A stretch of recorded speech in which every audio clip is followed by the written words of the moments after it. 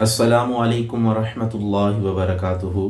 سیدنا کریم صلی اللہ تعالی علیہ وآلہ وسلم۔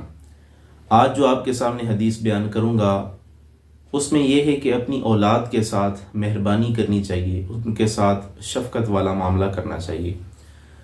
حضرت ابو ہریرہ رضی اللہ تعالیٰ عنہ بیان فرماتے ہیں، ابصر اقرع بن الحابس رضی اللہ تعالیٰ عنہ النبی صلی اللہ تعالی علیہ وآلہ وسلم وہو یقبل الحسن او الحسین۔ حضرت ابو ہریرہ رضی اللہ تعالیٰ عنہ بیان فرماتے ہیں، اقرع بن حابس کا گزر ہمارے پاس سے ہوا اور حضور علیہ الصلوۃ والسلام امام حسن رضی اللہ تعالی عنہ کو یا امام حسین رضی اللہ تعالی عنہ کو بوسہ دے رہے تھے۔ جب اقرع بن حابس نے یہ دیکھا، جو بنی تمیم کا سردار تھا، حضور علیہ الصلوۃ والسلام کے پاس آیا، عرض کرنے لگا، یا رسول اللہ صلی اللہ تعالی علیہ وآلہ وسلم، میرے 10 بچے ہیں، ما قبلت احدا منہم، لیکن ان میں سے کبھی کسی ایک کو بھی میں نے بوسہ نہیں دیا۔ اللہ کے حبیب صلی اللہ تعالی علیہ وآلہ وسلم نے جب یہ بات سنی، فرمایا، انہو من لا یرحم لا یرحم۔ حضور علیہ الصلوۃ والسلام نے فرمایا، جو رحم نہیں کرتا، جو مہربانی نہیں کرتا، اس پہ مہربانی نہیں کی جاتی۔ تو اس حدیث پاک سے یہ پتہ چلتا ہے کہ والدین اپنی اولاد کے ساتھ شفقت کریں، مہربانی کریں، اور والدین کا یہ حق بھی بنتا ہے کہ اپنی اولاد کے ساتھ شفقت اور مہربانی والا معاملہ فرمائیں۔ شفقت اور مہربانی والے معاملے میں یہ ہے کہ اپنی اولاد کے ساتھ محبت کریں، ان کے ساتھ پیار کریں، ان کے ساتھ الفت کریں، ان پر شفقت کریں، اور ان سے محبت یہ ہے کہ ان کو ایسے کاموں سے بچائیں جو انہیں جہنم سے روکتے ہوں۔ مثال کے طور پر سامنے آگ جل رہی ہو اور آپ کا چھوٹا بیٹا اس آگ میں جانے کی بار بار ضد کر رہا ہو، تو پہلی دفعہ تو آپ اسے روکیں گے، دوسری دفعہ شاید آپ سخت لہجے میں اسے روکیں، اور تیسری دفعہ شاید آپ اس کو جھڑکیں بھی، اسے ماریں بھی۔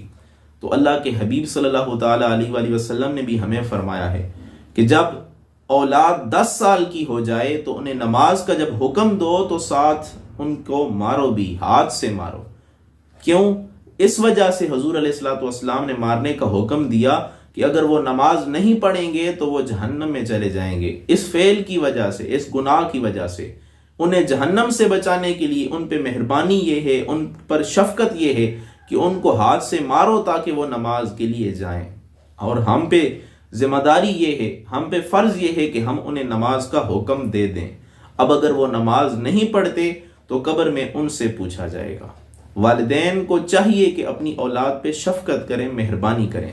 اولاد کے ساتھ مہربانی اور شفقت یہ بھی ہے کہ ان کو نماز کا حکم دیا جائے، نیکی کا حکم دیا جائے اور گناہوں سے روکا جائے۔ اسی طرح جو آدمی اپنی اولاد پہ یا مخلوق پہ مہربانی کرتا ہے، اللہ تعالیٰ بھی اس پہ مہربان ہوتا ہے۔ ایک اور حدیث پاک میں آتا ہے، اللہ کے پیارے حبیب صلی اللہ تعالی علیہ وآلہ وسلم نے ارشاد فرمایا، الراحمون یرحمہم الرحمن۔ جو دنیا والوں پہ، جو جہاں پہ مہربان ہوتے ہیں، اللہ تعالیٰ ان پہ مہربان ہوتا ہے۔ پھر حضور علیہ الصلوۃ والسلام نے ارشاد فرمایا، ارحموا من فی الارض۔ زمین میں جو ہیں ان پہ مہربانی کرو، ان پہ شفقت کرو۔ یرحمکم من فی السماء۔ آسمان والی ذات، آسمان والا بادشاہ تم پہ بھی مہربانی کرے گا۔ اسی طرح ایک اور صحابی اللہ کے پیارے حبیب کی بارگاہ میں حاضر ہوتے ہیں اور عرض کرتے ہیں، اے اللہ کے پیارے حبیب، آپ اپنے بیٹوں کو یعنی نواسوں کو بوسہ بھی دیتے ہیں، ہم تو اپنے نواسوں کو یا ہم اپنے بیٹوں کو تو بوسہ نہیں دیتے۔ اللہ کے پیارے حبیب صلی اللہ تعالی علیہ وآلہ وسلم نے ارشاد فرمایا، اگر تمہارے دلوں میں اللہ نے محبت نہیں رکھی تو میں کیا کر سکتا ہوں۔